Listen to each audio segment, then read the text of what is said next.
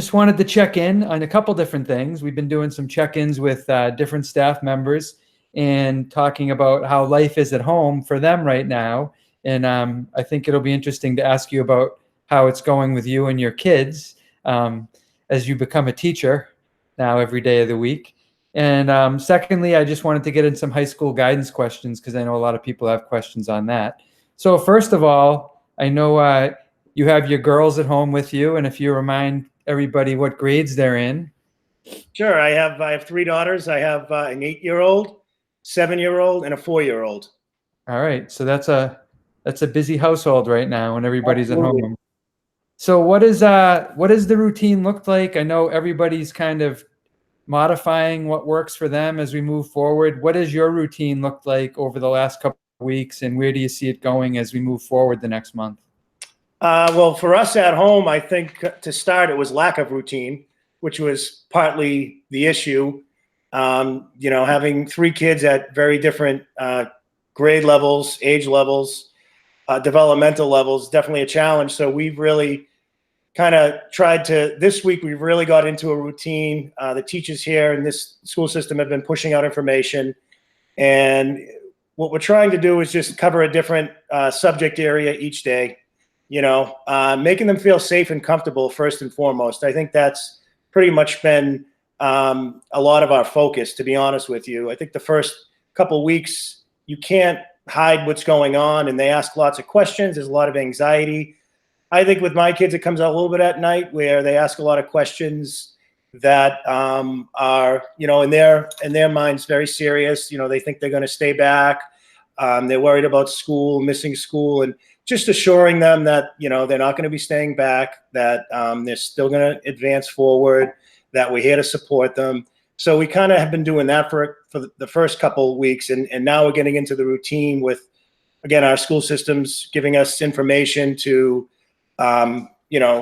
teach our kids. So like today, for example, was, what did we do today? Today was writing. So they did a journal about what they did over the weekend. And this was pushed out by the teacher for my two older daughters. And so I think getting into the routine of what they typically do in school this week to some extent can be helpful. Like I was saying to you earlier, transition times is very tough at home. So writing to math is pretty much impossible. We really need to break it up during the day. So I really can't say enough about teachers and what they do each and every day. I think right now that is really exemplified. Yes, I agree with that. I think one of the hard parts too with all the young kids is they're not able to go see their friends and hang out and go to the park or have a play date. And how are you staying connected with, how are you letting your kids stay connected with people outside the house, even in that environment? Well, Zoom has been big around here.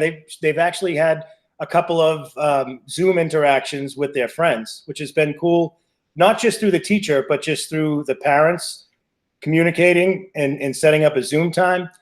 Yesterday was kind of interesting. There was a boy that my daughter was invited to his birthday a couple of weeks ago. Of course, that's canceled. Oh. But what was cool is they got everyone's address and they drove around to all the houses and everyone held up birthday signs. And, I think it still kind of helped the kids feel a little bit connected. Definitely a different way to look at things. But so we've been really trying to also make sure they're still connecting with their friends, even though it is Zoom.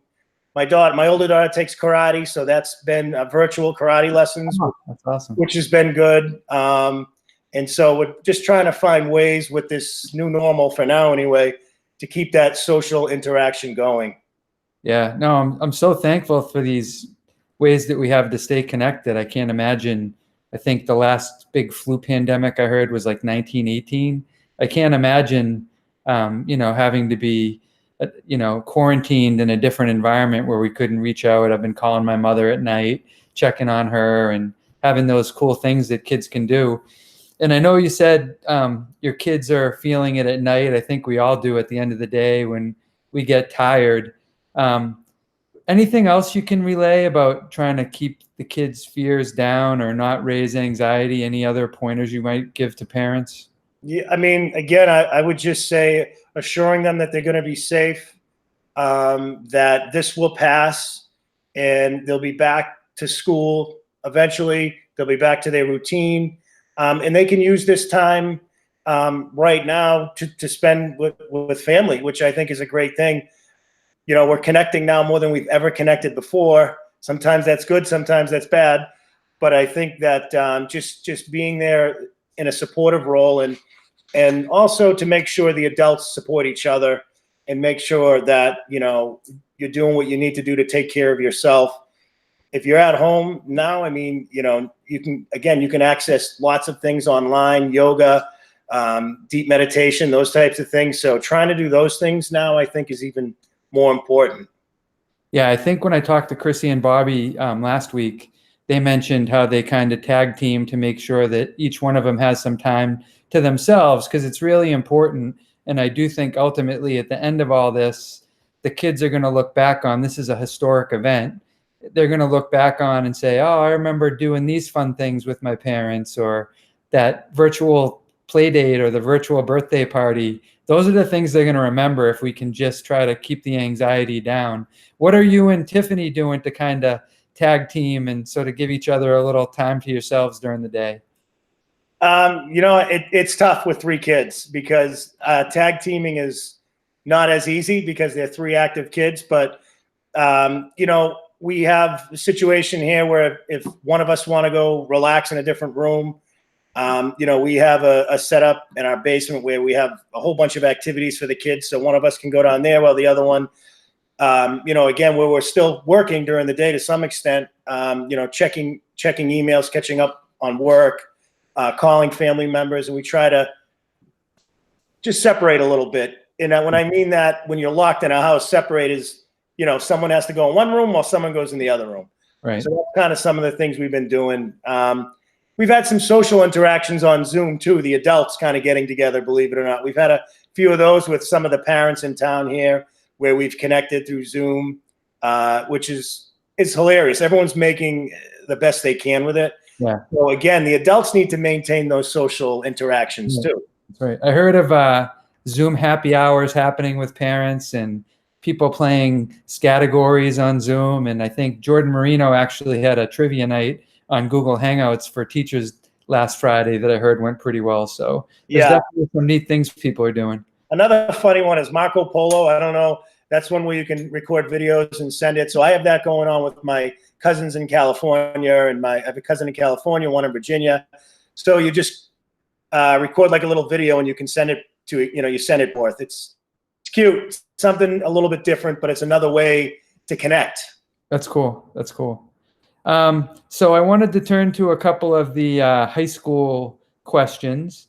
I know we're getting a lot of concerns from parents because, again, this has never happened at this point in the year, especially if you're dealing with seniors. So one of the questions I've heard about is, what about my grades for the last 2 quarters?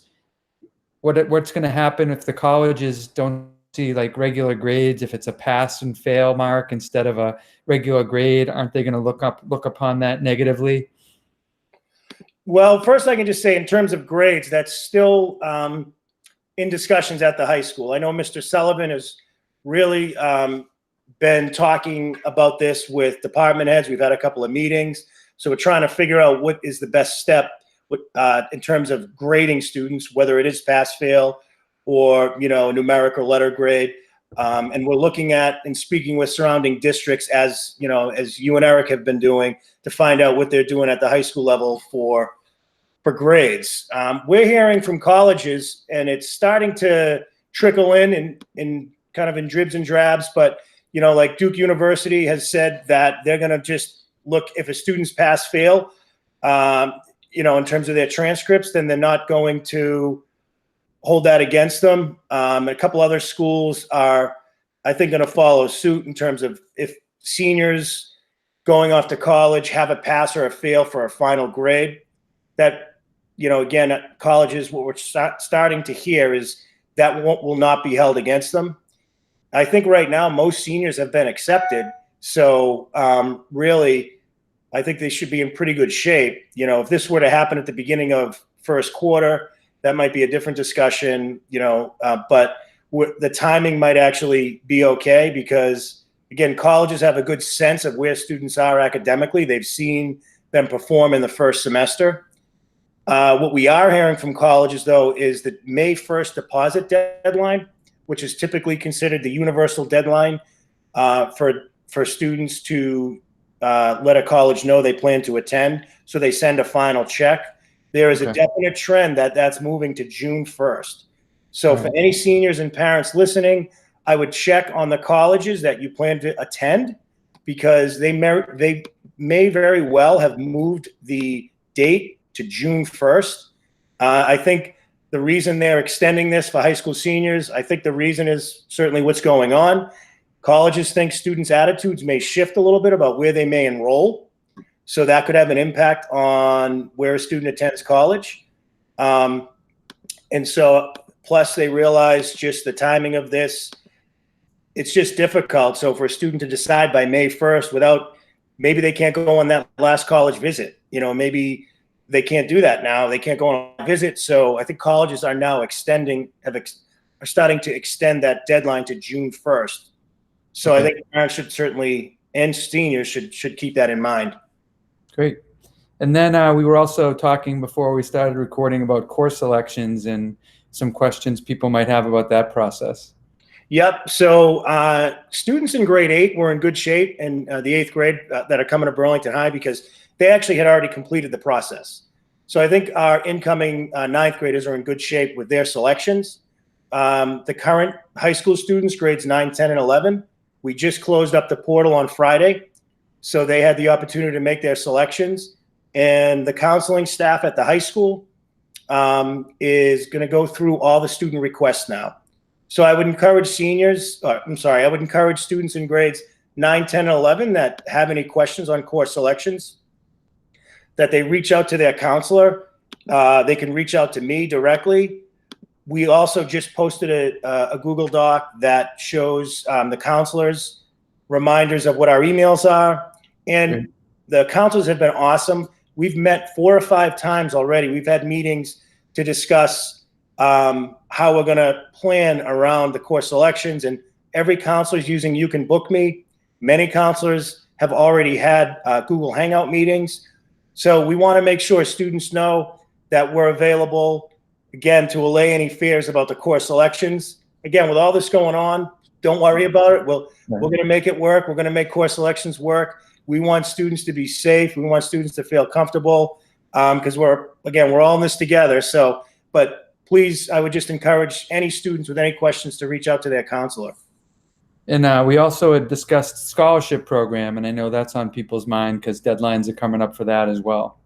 Yeah, and I think now with the way things are playing out with colleges and, students potentially changing their mind, and some colleges may not have as much financial aid to go out. There's a lot of talk around scholarships. So in terms of the local scholarships, I can tell you we did, and I sent a reminder email out tonight, but the scholarship process is obviously going to change a little bit, given the fact that the April 1st deadline in our minds wasn't really going to work right now, considering, again, what's going on. So we've extended all the local applications to next week, which is Friday, April 10th.